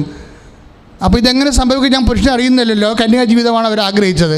അപ്പോൾ അങ്ങനെയല്ലേ, പരിശുദ്ധാവ് നിൻ്റെ മേൽ വരും, പരിശുദ്ധാത്മാവ് നിൻ്റെ മേൽ വരുമെന്ന് പറഞ്ഞപ്പോൾ അമ്മ പറഞ്ഞ വാക്കെന്താണെന്നറിയാവോ? പരിശുദ്ധാത്മാവ്. ഞാൻ അതിൻ്റെ ഫോം ക്രിറ്റിസിസം ഒന്ന് നോക്കട്ടെ, അതാണ് സംഭവം. അല്ലെങ്കിൽ ഞാൻ അതിൻ്റെ ടെസ്റ്റ് ക്രിറ്റിസിസം ഒന്ന് നോക്കട്ടെ, ഞാനതിൻ്റെ ലിറ്റർ ക്രിറ്റിസിസം ഒന്ന് നോക്കട്ടെ, എന്നിട്ട് ഞാൻ പറയാം. പരിശുദ്ധാത്മാവ് ഞാൻ ആദ്യം കേൾക്കുകയാണ്. കർത്താവിൻ്റെ ആത്മാവെന്നൊക്കെ ഞാൻ കേട്ടിട്ടുണ്ട്, ചില അതുപോലെ തന്നെ ദൈവാത്മാവെന്ന് കേട്ടിട്ടുണ്ട്. ഇപ്പോഴെന്താ ഈ പരിശുദ്ധാത്മാവെന്ന് പറയണത്? അതിൻ്റെ ടെസ്റ്റ് ക്രിറ്റിസിസം നോക്കട്ടെ, അതിൻ്റെ ഫോം ക്രിറ്റിസിസം നോക്കട്ടെ എന്ന് അമ്മ എങ്ങാനും പറഞ്ഞിരുന്നെങ്കിൽ മനുഷ്യാവതാരം സ്വാഹ. ഇതാണ് പ്രശ്നം. എന്താ കാര്യം? അമ്മയ്ക്കറിയാം ഇതൊന്നും വചനം ക്രിട്ടിസൈസ് ചെയ്യേണ്ടതല്ലെന്നറിയാം അമ്മയ്ക്ക്. ആ ഒരു സാമാന്യ ബോധമെങ്കിലും പഠിക്കുന്നവർക്കും ഉണ്ടായാൽ മതിയായിരുന്നു. വചനം ക്രിട്ടിസൈസ് ചെയ്യാനുള്ളതല്ല, പിന്നെ എന്തിനാണ്? വചനം വിശ്വസിക്കാനുള്ളതാണ്. വചനം വിമർശിക്കാനുള്ളതല്ല, വിമർശന പഠനത്തിനുള്ളതല്ല, പിന്നെ എന്തിനാണ്? വചനം വിശ്വസിക്കാനുള്ളതാണ്. അതുകൊണ്ടാണ് എലിസബത്ത് പറയണത്, അതും പരിശുദ്ധാത്മാവ് നിറഞ്ഞ് പറയും. എന്തെന്ന് പറയും? കർത്താവ് നിന്നോട് അരുളി ചെയ്ത കാര്യങ്ങൾ ഏറ്റുപറഞ്ഞേ, കർത്താവിനോട് അരുളി ചെയ്ത കാര്യങ്ങൾ നിറവേറുമെന്ന് വിശ്വസിച്ച നീ ഭാഗ്യവതി. അതന്നെയല്ലേ ആ ചേച്ചി എഴുതി വെച്ചിരിക്കുന്ന പേപ്പറെ? ശക്തനായവൻ എനിക്ക് വലിയ കാര്യങ്ങൾ ചെയ്തു തന്നിരിക്കുന്നു. അത് എഴുതി വെച്ചിട്ട് അതിൻ്റെ പുറത്ത് നിറച്ച വസ്തു വെച്ച് കഴിയുമ്പോൾ വചനം അവർ വിശ്വസിച്ചു. അപ്പോൾ അവർ സ്വരം കേൾക്കും. എന്താ പറയണത്? ഞാൻ നിന്നെ സുഖപ്പെടുത്തുന്ന കർത്താവാണ്. എൻ്റെ ദൈവവേദനയെ ദൈവവചനം വിശ്വസിക്കാനുള്ളതാണ്. അതുകൊണ്ടാണ് ഹെബ്രായർ വായിക്കണില്ലേ 4:2 അവർ കേട്ട വചനം അവർക്ക് പ്രയോജനപ്പെട്ടില്ല. കേൾക്കുന്ന വചനം എല്ലാവർക്കും പ്രയോജനപ്പെടണമെന്നില്ല. ചില ആൾക്കാർ വചനം കേട്ട് കഴിയുമ്പോൾ അവർ വചനത്തെക്കുറിച്ച് വിമർശിക്കാൻ തോന്നും. അവർക്ക് form criticism, literal criticism, classical criticism ഇങ്ങനെ വിമർശിക്കാൻ തോന്നും. അവർ കേട്ട വചനം അവർക്ക് പ്രയോജനപ്പെട്ടില്ല. എന്താ കാര്യം? അവർ വിമർശന ബുദ്ധിയാണ് വചനത്തെ സമീപിച്ചത്. അതുകൊണ്ട് ഹെബ്രായർ 4:2 പറയണത് അവർ കേട്ട വചനം അവർക്ക് പ്രയോജനപ്പെട്ടില്ല. കാരണം എന്താണ്? അവരതിൽ വിശ്വസിച്ചില്ല എന്ന്. കാര്യം എന്താണ്? വിമർശിച്ച് പഠിക്കേണ്ട കാര്യമല്ല വചനം, പിന്നെ എന്തിനാണ്? അത് വിശ്വസിച്ച് അനുഭവിക്കേണ്ടതാണ്. ശ്രുതികട്ടെ ഹല്ലേലൂയ, ഹല്ലേലൂയ, ഹല്ലേലൂയ, ഹല്ലേലൂയ. കരങ്ങൾ ഉയർത്തിക്കൊണ്ട് ശ്രുതികട്ടെ. കർത്താവേ, ഞങ്ങളുടെ വിശ്വാസം ശക്തിപ്പെടുത്തുന്ന ഉടമ്പടി വിഭജന പ്രഘോഷണത്തെ ഓർത്ത് നന്ദി പറയുന്ന കർത്താവേ, കർത്താവേ, ഞങ്ങളുടെ വിശ്വാസം ശക്തിപ്പെടുന്ന നന്ദി പറയുന്ന കർത്താവേ, വചനത്തിൽ വേരൂന്നി വളരാൻ, വചനത്തിൽ വിശ്വസിച്ച് വളരാൻ ഞങ്ങൾക്ക് നൽകുന്ന കൃപകൾക്ക് നന്ദി പറയുന്ന കർത്താവേ, അഭിഷേക സാക്ഷ്യത്തെ ഓർത്ത് നന്ദി പറയുന്ന കർത്താവേ, ഹല്ലേലൂയ, ഹല്ലേലൂയ. യേശുവേ ആരാധന. വചനത്തിൽ വേരൂന്നി വളരാൻ, ആത്മാവിനെ അനുസരിക്കാൻ. ചേർന്ന് പാടാം. വചനത്തിൽ വേരൂന്നി വളരാൻ, ആത്മാവിനെ അനുസരിക്കാൻ. വരങ്ങൾക്കെന്നും പരിശുദ്ധാത്മാവേ വരണേ. വരങ്ങൾക്കെന്നും പരിശുദ്ധാത്മാവേ വരണേ. പരിശുദ്ധാത്മാവേ സാക്ഷികളാകണമേ. പരിശുദ്ധാത്മാവിൽ നിറഞ്ഞാൽ നിങ്ങളിൽ സാക്ഷികളാകും. ഭൂമിയിൽ എല്ലായിടത്തും നിങ്ങളിൽ സാക്ഷികളാകും. ഭൂമിയിൽ എല്ലായിടത്തും നിങ്ങളിൽ സാക്ഷികളാകും. പരിശുദ്ധ പരമദിവ്യകാരുണ്യത്തിന് എപ്പോഴും നമ്മൾ വചനത്തെ ദൈവികമായ മേഖലകളിലെ, എൻ്റെ മക്കളെ ഇനി ഞാൻ പറയണ പ്രത്യേകം ശ്രദ്ധിക്കണേ, നിങ്ങൾക്ക് ദൈവികമായ മേഖലകളിൽ ചരിക്കണം, ദൈവാനുഭവത്തിൽ വളരണം എന്നുണ്ടെങ്കിൽ ബേസിക്കായിട്ട് നിങ്ങൾ ചെയ്യേണ്ടത് ഒരു മിനിമം പരിശുദ്ധാത്മാവിനെ അഥവാ പരിശുദ്ധാത്മാവിനെ നിർവീര്യമാക്കാതിരിക്കാൻ ശ്രദ്ധിക്കണം. പരിശുദ്ധാത്മാവിൻ്റെ ഒരു ചെറിയ ഒരു പൊരിയെങ്കിലും തീപ്പൊരിയെങ്കിലും ഉണ്ടെങ്കിലേ നമുക്ക് ഓരോരോ സമയത്ത് വരുന്ന വിഷയത്തിൻ്റെ മേലെ ദൈവികമായ ചോദനകൾ ലഭിച്ചുകൊണ്ടിരിക്കും. What to do, when to do, how to do എന്നെല്ലാം പറഞ്ഞുകൊണ്ടിരിക്കും. അതായത് ഇപ്പം തന്നെ ഒരു ഉദാഹരണം, നമ്മുടെ പഴയ നിയമത്തിലില്ലേ, പഴയ നിയമത്തിൽ രണ്ട് രാജാക്കന്മാരുടെ 3:15 അതെന്താ ഇവിടെ വിഷയം എന്ന് മൊവാബ്യരുമായിട്ടുള്ള യുദ്ധമാണ്. മൊവാബ്യർ വളരെ ശക്തരായ പടനീക്കമുള്ള വലിയ പട്ടാള വ്യൂഹമുള്ള മനുഷ്യരാണ്. അവിടെ റീസണബിളായിട്ട് നോക്കിക്കഴിഞ്ഞാൽ യുദ്ധത്തിന് പോകുന്ന ആൾക്കാരൊക്കെയാണ്. ഇസ്രയേൽ രാജാവ്, ഏദോം രാജാവ്, യൂദ രാജാവ്, ഇങ്ങനെ കുറേ ആൾക്കാർ യുദ്ധത്തിന് പോവുകയാണ്. ഇവരുടെ കയ്യിലൊന്നും പട്ടാളം ആവശ്യത്തിനില്ല. ഇവരുടെ എല്ലാം കൂടി ഇങ്ങനെ ഈ നാട്ടുരാജ്യങ്ങളാണ് ഇതെല്ലാവേ. യൂദയ, ഇസ്രയേൽ, ഇതെല്ലാം നാട്ടുരാജ്യങ്ങൾ. ഏദോം, ഇതെല്ലാം കൊച്ചു നാട്ടുരാജ്യങ്ങളാണ്. മൊവാബ് അങ്ങനെ വലിയൊരു രാജ്യമാണ്. ഇവരോട് ഇവർ യുദ്ധത്തിന് പോവുകയാണ്. അപ്പം അങ്ങനെ യുദ്ധത്തിന് പോയി കഴിഞ്ഞാൽ മിക്കവാറും ഇവർ തോറ്റുപോകുന്ന അറിയാം. പക്ഷേ യുദ്ധം ചെയ്തില്ലെങ്കിൽ അവർ വന്ന് ഇവരെ വെട്ടി വിഴുങ്ങും, ഇവരുടെ സ്ഥലം കൈകയറും, ഇവർ നാടോടികളായി പോകും. അതുകൊണ്ട് യുദ്ധം ചെയ്യാതിരിക്കാൻ പറ്റത്തില്ല, യുദ്ധം ചെയ്യാനും പറ്റത്തില്ല. ഇതാണ് അവസ്ഥ. ജീവിതത്തിൽ അങ്ങനെ സംഭവമുണ്ട്. യുദ്ധം ചെയ്യാതിരിക്കാൻ പറ്റത്തില്ല, യുദ്ധം ചെയ്യാനും പറ്റത്തില്ല. പിന്നെ എന്ത് ചെയ്യും മനുഷ്യൻ? ഇപ്പോൾ പോണ വഴിക്ക് ഒരു രാജാവിന് ബോധം തോന്നി, ഈ യുദ്ധത്തിൽ കർത്താവ് പങ്കെടുക്കുമോ എന്നറിഞ്ഞാൽ മുന്നോട്ട് പോയിട്ട് കാര്യമുള്ളൂ. അപ്പോൾ കർത്താവ് ഈ യുദ്ധത്തിൽ പങ്കെടുക്കുമോ? കാരണം ഇസ്രായേലിനെ സംബന്ധിച്ചിടത്തോളം ദൈവത്തെപ്പോലും അവർ സൈന്യങ്ങളുടെ കർത്താവെന്നാണ് വിളിക്കണത്. ഇസ്രായേലിനെ നിലനിർത്തിക്കൊണ്ടിരുന്ന മുഴുവനും സ്വർഗീയ സൈന്യങ്ങളുള്ള കർത്താവാണ്. അപ്പോൾ ഈ കർത്താവ് യുദ്ധത്തിൽ പങ്കെടുക്കുമോ എന്ന് അറിയണം. എന്താ മാർഗം? അറിയണമെങ്കിൽ പരിശുദ്ധാത്മാവുള്ള ആരെങ്കിലും ഉണ്ടാകണം. അതാണ് പ്രശ്നം. രാജാക്കന്മാരായിട്ട് കാര്യമില്ല, പരിശുദ്ധാത്മാവുള്ള ആരെങ്കിലും ഉണ്ടാകണം. അപ്പോൾ ആരുണ്ടെന്ന് തിരക്കിയപ്പോൾ പറഞ്ഞ് ആത്മാശോധന പറയുന്ന ആൾക്കാർ, ആത്മീയ കാര്യങ്ങൾ പറയുന്ന ഒരാളുണ്ട്, എലീഷ ഉണ്ടെന്ന് പറയും. അപ്പോൾ രാജാക്കന്മാർ പറയും എലീഷാനെ വിളിക്കാൻ പറയും. എലീഷാനെ വിളിക്കും. എലീഷാനെ വിളിച്ചിട്ട് പറയും, മൊവാബ്യർ ഭയങ്കരമായ സിംഹം പോലെയുള്ള, ആന പോലെയുള്ള കരുത്തരാണ്, ഞങ്ങളെ ആട് പോലെ ഇരിക്കുകയാണ്. ഈ യുദ്ധത്തിൽ കർത്താവ്, ദൈവപുരുഷ, ഈ യുദ്ധത്തിൽ കർത്താവ് പങ്കെടുത്താൽ മാത്രമേ ഞങ്ങൾ പോകുന്ന പ്രശ്നമുള്ളൂ, അല്ലെങ്കിൽ പോയിട്ട് കാര്യമില്ല, അവർക്ക് കപ്പം കൊടുത്ത് പിരിയാമെന്ന് പറയും. കപ്പം കൊടുക്കുകയെന്ന് വെച്ച് കഴിഞ്ഞാൽ വരുമാനത്തിൽ പകുതി കൊടുക്കേണ്ടി വരും. പിന്നെ ദരിദ്ര നാരായണന്മാരായിട്ട് ജീവിക്കേണ്ടി വരും. പിന്നെ എന്താ ചെയ്യേണ്ടത്? ഒരു കാര്യം പറയാം, ഞങ്ങൾക്കൊരു പിടിയും കിട്ടില്ലല്ലാന്ന് പറയുമ്പോൾ എലീഷ പറയും, ഞാൻ പറയാം, ആദ്യം കിന്നരക്കാരെ കൊണ്ടുവരാൻ പറയും, പാട്ടുകാരെ കൊണ്ടുവരാൻ പറയും. പാട്ടുകാരെ കൊണ്ടുവരണത് ഉള്ള ഗുണമെന്ന് വെച്ചാൽ ഈ പ്രാർത്ഥിക്കുന്നതിനേക്കാളും പെട്ടെന്നാണ് ഈ പാട്ടിൻ്റെ ഒരു റേഞ്ച് എന്ന് പറയണത്. അത് നല്ല പാട്ടുകാരാണെന്നുണ്ടെങ്കിൽ അവർക്ക് അഭിഷേകം ഉണ്ടായിട്ട് പെട്ടെന്ന് ഈ പ്രാർത്ഥിക്കുന്നവർക്കും അതൊരു സുഖമാണ്, പെട്ടെന്ന് അഭിഷേകം ഉണ്ടാവും. അതുകൊണ്ട് പാട്ടുകാരെ കൊണ്ടുവന്നു, ദൈവത്തിൻ്റെ പാട്ടുകാരെ കൊണ്ടുവന്നു. ദൈവത്തിൻ്റെ പാട്ടുകാരെന്ന് പറഞ്ഞാൽ ദൈവം പാട്ട് കൊടുത്തിട്ടുള്ള ആൾക്കാരുണ്ട്. അപ്പോൾ ദൈവം പാട്ട് കൊടുത്തിരിക്കുന്ന ആൾക്കാരെ കൊണ്ടുവന്നിട്ട് ഇവർ പാടാൻ തുടങ്ങും. പാടാൻ തുടങ്ങുമ്പോൾ ഉടനെ പരിശുദ്ധാത്മാവ് ഇവനിൽ ഇളകാൻ തുടങ്ങും. ആരല്ലേ? എലീഷയിൽ. എന്താണ്? എലീഷയ്ക്ക് ഉടനെ ദർശനം ഉണ്ടാവും, പ്രവചനം ഉണ്ടാവും. 2 വര ഉടനെ ഉണ്ടാവും. എന്തൊക്കെയാണ് എലീഷ പറയണത്? കാറ്റില്ല, മഴയില്ല, പക്ഷേ അരുവിത്തടങ്ങൾ വെള്ളം കൊണ്ട് നിറഞ്ഞു എന്ന് പറയാം. എന്നുവെച്ചാൽ അർത്ഥം എന്താണ്? കാറ്റും മഴയും വേണം. കാറ്റുണ്ടെങ്കിലേ മഴ ഉണ്ടാകത്തുള്ളൂ, മഴയുണ്ടെങ്കിൽ അരുവിത്തടങ്ങൾ വെള്ളം കൊണ്ട് നിറയത്തുള്ളൂ. അപ്പോഴും പറയും കാറ്റില്ല, മഴയില്ല. കാറ്റും മഴയില്ലെങ്കിലും അരുവിത്തടങ്ങൾ വെള്ളം കൊണ്ട് നിറയും. എന്ന് വെച്ചാൽ നിങ്ങളുടെ ഈ പട്ടാളക്കാരില്ലെങ്കിലും കർത്താവ് നിങ്ങൾക്ക് വേണ്ടി യുദ്ധം ചെയ്യും. പുറപ്പാട് 14 അവർക്ക് അനുഭവമുള്ളതാണ്. എന്താണ്? കർത്താവ് നിങ്ങൾക്ക് വേണ്ടി യുദ്ധം ചെയ്യും, നിങ്ങൾ മൗനമായിരുന്നാൽ മതി. ഈ പട്ടാളക്കാരുടെ പോലും കാര്യമില്ല. കർത്താവ് യുദ്ധത്തിന് ഇറങ്ങിക്കഴിഞ്ഞാൽ നിങ്ങളുടെ ഈ കൊച്ചു പട്ടാളക്കാരനെ കൊണ്ട് കാര്യമില്ല. അതുകൊണ്ട് എലീഷ പറയും, തീർച്ചയായിട്ടും നിങ്ങൾ മുന്നോട്ട് പോകണം, കർത്താവ് നിങ്ങൾക്ക് വേണ്ടി യുദ്ധം ചെയ്യും. നിങ്ങൾക്ക് ആയുധബലമില്ലെങ്കിലും ആൾബലമില്ലെങ്കിലും കർത്താവ് യുദ്ധം ചെയ്യിപ്പിച്ചിരിക്കും. അതെന്താണ്? പരിശുദ്ധാത്മാവിൻ്റെ പ്രവർത്തനമാണത്. എലീഷയിൽ പരിശുദ്ധാത്മാവ് നിറഞ്ഞത് കൊണ്ടാണ് എന്താണ് സംഭവിക്കാൻ പോകുന്ന കാര്യങ്ങളെന്ന് പറഞ്ഞത്. അപ്പോൾ അത് ഇപ്പോഴൊക്കെ ഉള്ള കുറേ ആൾക്കാർ പറയുന്നത് പരിശുദ്ധാത്മാവ് അങ്ങനെയുള്ള കാര്യങ്ങളൊന്നും ഇക്കാലങ്ങളിൽ ഇടപെടാറില്ല. ആദിമസഭയിൽ അങ്ങനെയൊക്കെ ഉണ്ടായിരുന്നു പറഞ്ഞ് തടിതപ്പണ ദൈവശാസ്ത്രജ്ഞന്മാരുണ്ട്.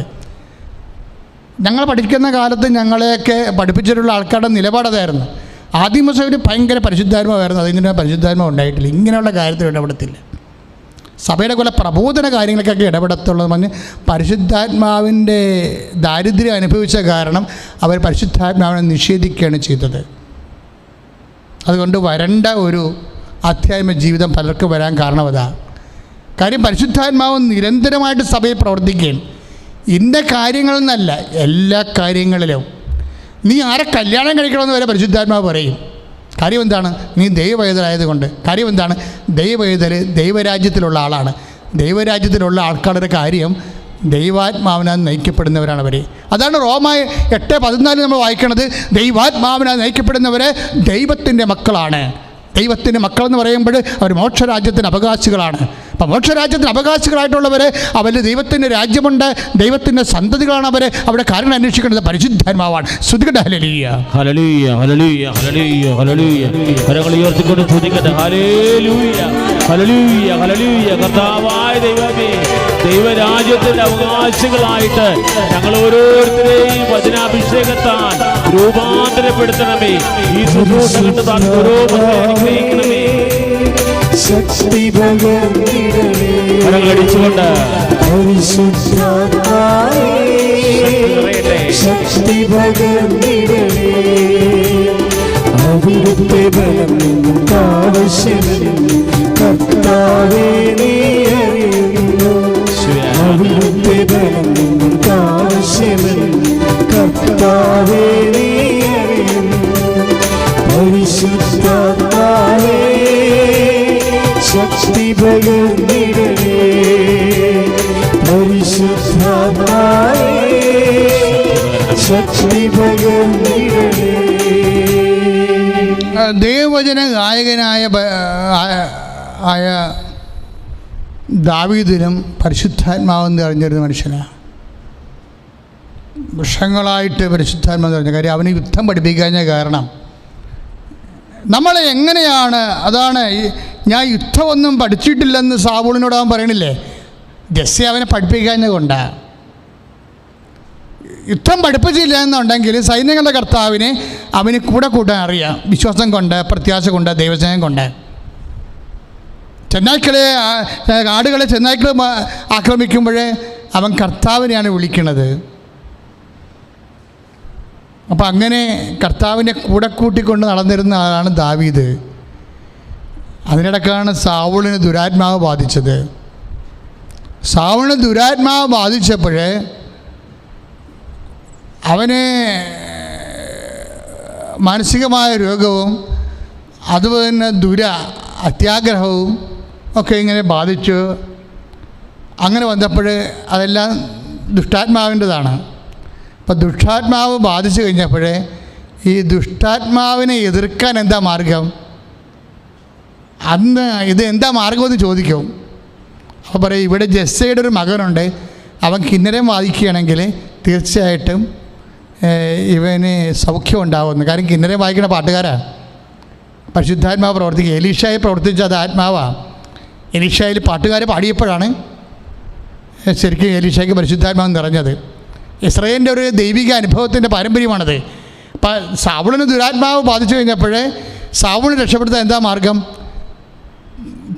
ദുരാത്മാവിനെതിരെ എന്താണ്? പരിശുദ്ധാത്മാവാണ്. അപ്പം അവന് പരിശുദ്ധാത്മാവ് പ്രവേശിച്ചു കഴിഞ്ഞാൽ ദുരാത്മാവിനെ ആട്ടി അകറ്റാൻ പറ്റും.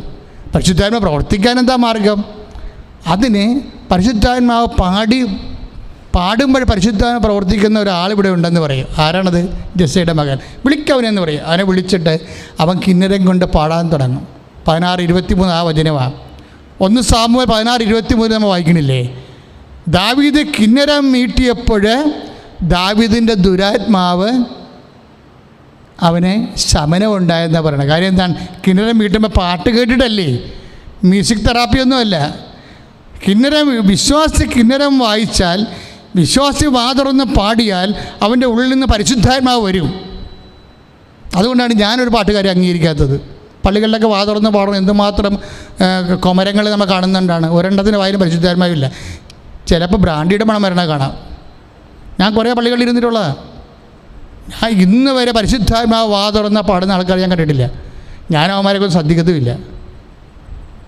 എനിക്ക് വേണ്ട പാട്ട് മാത്രം നോക്കി എടുത്തിട്ട് ആ ചാപ്റ്റർ ക്ലോസ് ചെയ്യും. കാര്യം എന്താണ്? അവരെങ്ങനെ ഇതെന്ത് ശുശ്രൂഷയാണെന്ന് പോലും അവർക്ക് അറിയത്തില്ല. കാര്യം ഇത് ആത്മാവ് ഒരു കിന്നരം ഇങ്ങനെ മീട്ടുമ്പോൾ സ്വരം കേൾക്കുമ്പോൾ പരിശുദ്ധാത്മാവ് ഇതിൽ നിന്ന് ഉണരും. ദൈവത്തെ വിശ്വസിച്ച് ദൈവത്തെ സ്നേഹിച്ചുകൊണ്ട് നമ്മൾ എന്ത് ചെയ്യുമ്പോഴും പരിശുദ്ധാത്മാവ് ഉണർന്നിട്ട് ഈ ദുഷ്ടാത്മാവിനെ നിർവീരാക്കി കളയും. അപ്പോൾ തന്നെ ദുരാത്മാവ് ഇറങ്ങിപ്പോയി, സൗളിൻ്റെ ഉള്ളിൽ നിന്ന് ഇറങ്ങിപ്പോയി. അപ്പോൾ അത് വലിയ ഒരു അനുഭവമായി മാറി. അപ്പോൾ ദാവീദിന് ഈ പരിശുദ്ധാത്മാവാണ് ഇവരെ നയിച്ചുകൊണ്ടിരിക്കുന്നത് കാലമെല്ലാം. അപ്പം ഉപേക്ഷിച്ചിട്ടും യുദ്ധം പഠിപ്പിക്കാതിട്ടും ചേട്ടന്മാർ ഉപേക്ഷിച്ചിട്ടും ദൈവം ഉപേക്ഷിക്കാതിരുന്ന കാരണം ദൈവം ഒരു വ്യക്തിയെ ഉപേക്ഷിച്ചിട്ടില്ല എന്നതിൻ്റെ സൂചനയാണ് അവന് പരിശുദ്ധാത്മാവ് തിളങ്ങി വിളങ്ങി നിൽക്കുക. സ്തുതിക്കട്ടെ. Hallelujah, hallelujah, hallelujah, hallelujah. കരങ്ങൾ ഉയർത്തിക്കൊണ്ട് സ്തുതിക്കട്ടെ. ഹല്ലേലൂയ. കർത്താവേ, അപ്പോസ്തലന്മാരിൽ നിറഞ്ഞ പരിശുദ്ധാത്മശക്തി, പരിശുദ്ധമ്മയിൽ നിറഞ്ഞ പരിശുദ്ധാത്മശക്തി, പൂർവീകരിൽ നിറഞ്ഞ പരിശുദ്ധാത്മശക്തി, വിശുദ്ധരിൽ നിറഞ്ഞ അഭിഷേക ശക്തി കർത്താവേ ഞങ്ങളിൽ നിറയണമേ എന്ന് പ്രാർത്ഥിക്കുന്നു. ഈ ശുശ്രൂഷയിൽ പങ്കെടുത്ത് നിറയണമേ. അത്യുന്നത ശക്തി, പരിശുദ്ധാത്മശക്തി എന്നിൽ നിറയട്ടെ. ആത്മാവിൻ ശക്തി, അത്യുന്നത ശക്തി, പരിശുദ്ധാത്മശക്തി എന്നിൽ നിറയട്ടെ. എന്നിൽ നിറയട്ടെ, സഭയിൽ നിറയട്ടെ. എന്നിൽ നിറയട്ടെ, സഭയിൽ നിറയട്ടെ. ലോകം മുഴുവൻ കത്തിപ്പടരട്ടെ. എന്നിൽ നിറയട്ടെ, സഭയിൽ നിറയട്ടെ. ലോകം മുഴുവൻ കത്തിപ്പടരട്ടെ. എന്നിൽ നിറയട്ടെ, സഭയിൽ നിറയട്ടെ. ലോകം മുഴുവൻ കത്തിപ്പടരട്ടെ. എന്നിൽ നിറയട്ടെ, സഭയിൽ നിറയട്ടെ. ലോകം മുഴുവൻ കത്തിപ്പടരട്ടെ. ലോകം മുഴുവൻ കത്തിപ്പടരട്ടെ. നമ്മളെ പരിശുദ്ധാത്മാവിനെ നിർവീര്യമാക്കരുത് എന്ന് പറയത്തില്ലേ അല്ലേ? എഫെസ്യസ് 4:27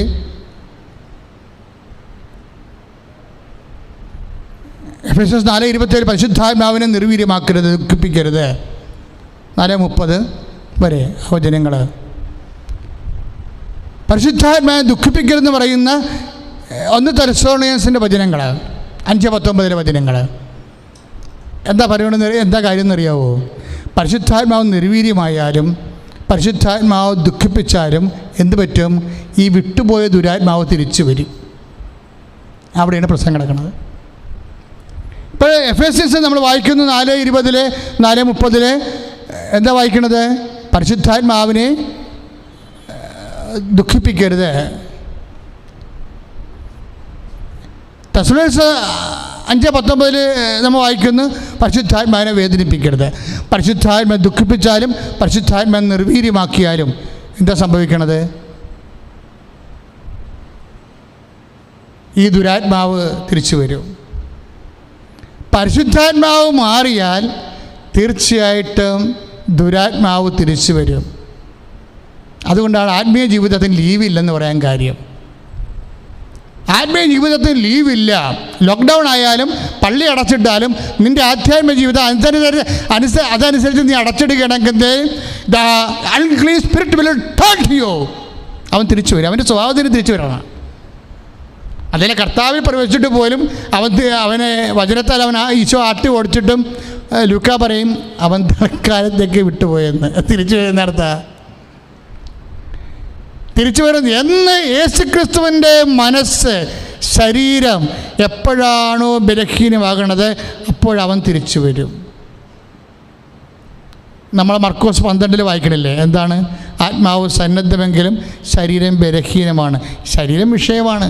ശരീരം ബലഹീനമാകുന്ന വിഷയത്തിൽ ആ ദുഷ്ടാത്മാവ് എപ്പോൾ തിരിച്ചു വരും? എപ്പോഴാണ് തിരിച്ചു വരണത്? മർക്കോസ് 12 ആത്മാവ് സന്നദ്ധമെങ്കിലും ശരീരം ബലഹീനമാണ്. ശരീരം ബലഹീനമായിട്ടുള്ള ഗെത്സേമനിയിൽ അവൻ തിരിച്ചു വരും.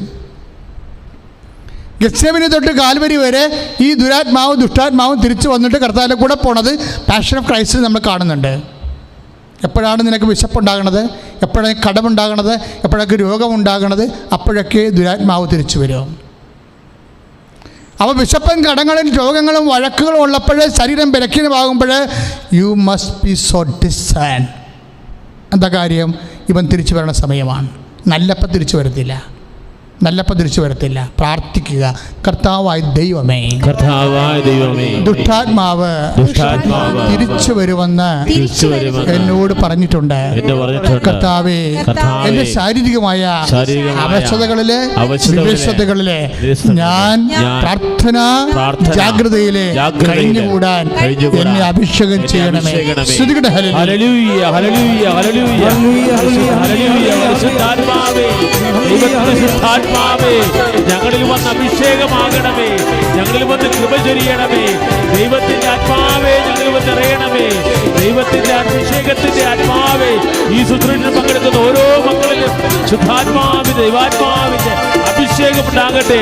Hallelujah, hallelujah, hallelujah, hallelujah, hallelujah. പരിശുദ്ധാത്മാവേ, കരങ്ങളടിച്ചു പാടാം. ദൈവത്തിനാത്മാവേ, പരിശുദ്ധാത്മാവേ, ഞങ്ങളിൽ വന്നു നിറയണമേ, ഞങ്ങളിൽ വന്നു വസിക്കണമേ, ഞങ്ങളിൽ വന്നു നിറയണമേ, ഞങ്ങളിൽ വന്നു വസിക്കണമേ. ദൈവത്തിനാത്മാവേ, പരിശുദ്ധാത്മാവേ, ദൈവത്തിനാത്മാവേ, പരിശുദ്ധാത്മാവേ. പരിശുദ്ധ പരമദിവ്യകാരുണ്യത്തിന് ആരാധനയും സ്തുതിയും പുകഴ്ചയും ഉണ്ടായിരിക്കട്ടെ. കർത്താവ് തന്നെ പറയുന്നുണ്ടല്ലേ, മർക്കോസിൻ്റെ മത്തായിയുടെ സുവിശേഷം 12, 43, 44, 45 വചനങ്ങൾ. എന്താണ്? ഒരു മനുഷ്യനിൽ നിന്ന് ദുരാത്മാവ് വിട്ടുപോയാൽ അവൻ തിരിച്ചു വരുമെന്ന്. അതുകൊണ്ടാണ് ആധ്യാത്മിക ജീവിതത്തിൽ നമുക്ക് ലീവില്ലാത്തത്. എപ്പോഴാണോ നിൻ്റെ ആത്മാവ് നിർവീര്യമാകണത്, നിൻ്റെ ശരീരം ബലഹീനമായ അവസ്ഥയിൽ വരണത്, അപ്പോൾ ഇവൻ തിരിച്ചു വരും.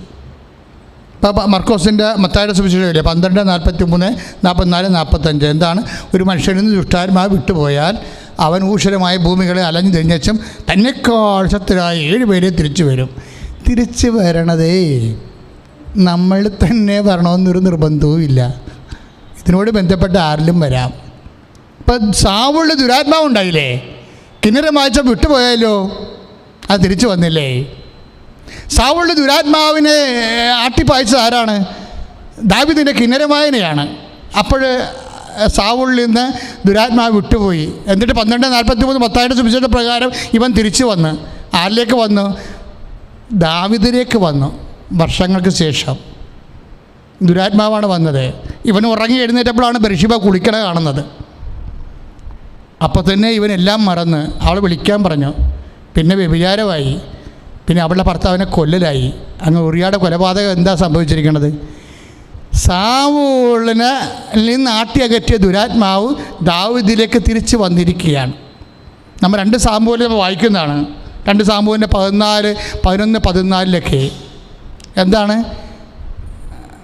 ഈ ദുരാത്മാവ് തിരിച്ചു വന്നിട്ട് 2 കാര്യങ്ങൾ ചെയ്യിക്കും. വ്യഭിചാരം ചെയ്യിക്കും, കൊലപാതകവും ചെയ്യിക്കും. ആരെക്കൊണ്ട്? ആരാണോ ദുരാത്മാവിനെ ആട്ടി ഓടിച്ചത് അവനിലേക്ക് ഈ സംഭവം തിരിച്ചു വരും.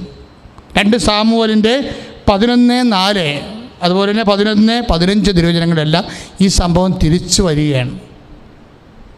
തിരിച്ചു വന്നിട്ട് ആരിൽ തിരിച്ചു വരും? സാവൂളിൽ നിന്ന് ദാവീദ് ആട്ടിയകറ്റിയ ദുരാത്മാവ് ദാവീദിലേക്ക് തന്നെ തിരിച്ചു വന്നിട്ട് ബർശിബയെ വേൾക്കും, അതുപോലെ തന്നെ ഉറിയായെ കൊല്ലും. ഓക്കെ, ദാവീദിൻ്റെ വിജിലൻസ് പോയതാണ് സമയം. വിജിലൻ്റ് ആയിരിക്കണമായിരുന്നു ദാവീദ് ഈ വിഷയത്തിൽ. താനാട്ടി അകറ്റിയ ദുരാത്മാവ് തന്നെ തന്നിലേക്ക് എപ്പോഴും തിരിച്ചു വരുമെന്ന് കർത്താവ് പറഞ്ഞത് അവനെ അന്നറിയത്തില്ലായിരുന്നു. അതിൻ്റെ ഈ കാര്യത്തിൽ പ്രിക്കോഷൻ എടുത്തില്ല. അവനുണ്ട് ഉറങ്ങിയൊക്കെ കഴിഞ്ഞു കൂടിയെന്ന് വെച്ചപ്പോൾ സംഭവം കയറി വന്നു.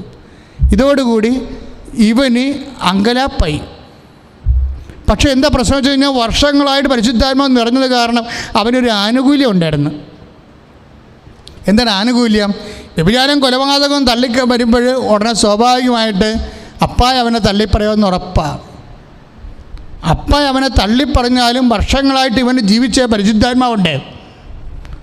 പരിശുദ്ധാത്മാവ് നിർവീര്യമാണെങ്കിലും ആ നിർവീര്യത്തിൻ്റെ ആ അവിശദ സ്വരത്തിൽ ഇവനോട് പറഞ്ഞു, നീ അപ്പായോട് തിരുസന്നിധി നീ എളിമപ്പെട്ട് കഴിഞ്ഞാൽ, നീ അനുതാപപ്പെട്ട് കഴിഞ്ഞാൽ തീർച്ചയായിട്ടും അപ്പ നിന്നെ സഹായിക്കാതിരിക്കത്തില്ല എന്നാണ് എനിക്ക് തോന്നുന്നത്. കാര്യം ഞാൻ പരിശുദ്ധാത്മാവാണ്, ഞാനാണ് അപ്പയുടെ മനസ്സ് വായിക്കുന്ന ആൾ. അപ്പയുടെ മനസ്സ് ഇവനെ തള്ളിക്കളഞ്ഞ് അപ്പയുടെ മനസ്സ് പരിശുദ്ധാത്മാവ് വായിച്ചിട്ട് ദാവീദിനെ സഹായിക്കുന്നുണ്ട്. സഹായിക്കാനുള്ള കാരണം എന്താണ്? നീ അനുതാപപ്പെടാൻ പറഞ്ഞു. അപ്പോൾ ദാവീദ് പറഞ്ഞു, ഞാൻ ഗർഭത്തിൽ വെച്ച് തന്നെ പാപിയാണ്, എൻ്റെ ഈ കാര്യങ്ങളൊന്നും നീ എൻ്റെ കയ്യിരിക്കണ കാട്ടായം കണ്ടുകൊണ്ട് നീ എന്നെ വിലയിരുത്തരുത്. ഞാൻ അമ്മയുടെ ഗർഭത്തിൽ വെച്ച് തന്നെ ഞാൻ പാപിയാണ്, ഞാൻ പാപികളുടെ കൂടെയാണ് ജീവിക്കണത് എന്നൊക്കെ പറഞ്ഞുകൊണ്ട് ഇവൻ കരയാൻ തുടങ്ങി. എന്നിട്ട് അവൻ രണ്ട് കാര്യങ്ങൾ ചോദിച്ചു. അപ്പായുടെ മുമ്പിൽ നിന്ന് തള്ളിക്കളി എന്നെ അതായത് എൻ്റെ രാജസ്ഥാനം വേണേൽ എടുത്തോ, എൻ്റെ രാജസ്ഥാനം വേണേൽ എടുത്തോ, ഇതാണല്ലോ എനിക്ക് കുഴപ്പമുണ്ടാക്കി തന്നത്. എനിക്ക് പാപം ചെയ്തത് എൻ്റെ സ്ഥാനമാണ്, എൻ്റെ പദവിയാണ്, ഈ പദവി നീ എടുത്തോ. പക്ഷേ എനിക്ക് ഒരു കാര്യം എനിക്ക് തരണം. എന്താണ്? നിൻ്റെ തിരുസന്നിധിയിരുന്ന് എന്നെ തള്ളിക്കളയരുത്. പിന്നെ എന്ത് പറഞ്ഞു? പരിപാവനനെ. അതാണ് നമ്മൾ വായിക്കുന്നില്ലേ 51 സങ്കീർത്തനം 11 വാക്യം. അങ്ങനെ തിരുസന്നിധിയിൽ നിന്ന് എന്നെ തള്ളിക്കളയരുതേ, അങ്ങേ പരിശുദ്ധനെ നിർമ്മലിനെ എന്നിൽ നിന്ന് എടുത്തു കളയരുതേ. സ്തുതിക്കട്ടെ. ഹല്ലേലൂയ ഹല്ലേലൂയ ഹല്ലേലൂയ ഹല്ലേലൂയ ഹല്ലേലൂയ. യേശുവേ നന്ദി. കരങ്ങൾ ഉയർത്തിക്കൊണ്ട് സ്തുതിക്കട്ടെ. ഹല്ലേലൂയ ഹല്ലേലൂയ. യേശുവേ സ്തോത്രം. യേശുവേ നന്ദി കർത്താവേ. കരങ്ങൾ ഉയർത്തിക്കൊണ്ട് അതിശക്തമായി സ്തുതിക്കട്ടെ. ഇതാ കർത്താവായ ഈശോയുടെ സാന്നിധ്യം നിറയുകയാണ്. ദൈവത്തെ അതിശക്തമായി സ്തുതിക്കട്ടെ. പരിശുദ്ധാത്മാവിനെ അനുതാപത്തോടെ വിളിച്ചുകൊണ്ട് നിങ്ങൾ പരിശുദ്ധാത്മാവ് നിറയാൻ വേണ്ടി ദൈവസന്നിധിയിൽ തള്ളപ്പെടാതിരിക്കാൻ വേണ്ടി ആത്മാവിനാൽ അഭിഷിക്തരാകാൻ നഷ്ടപ്പെട്ടവർക്ക്, പ്രാർത്ഥനാജീവിതം തകർന്നവർക്ക്, വിശ്വാസ ജീവിതം കരുത്തുപോയവർക്ക് ഇപ്പോൾ പ്രാർത്ഥിക്കുക. ഈ ആശീർവാദത്തിൽ പ്രാർത്ഥിക്കുക. പരിശുദ്ധാത്മാവ് നിന്നിലേക്ക്, നിന്റെ ജീവിതത്തിലേക്ക്, നിന്റെ കുടുംബത്തിലേക്ക് കടന്നു വരുന്നു. അനുതാപത്തോട് പ്രാർത്ഥിക്കട്ടെ.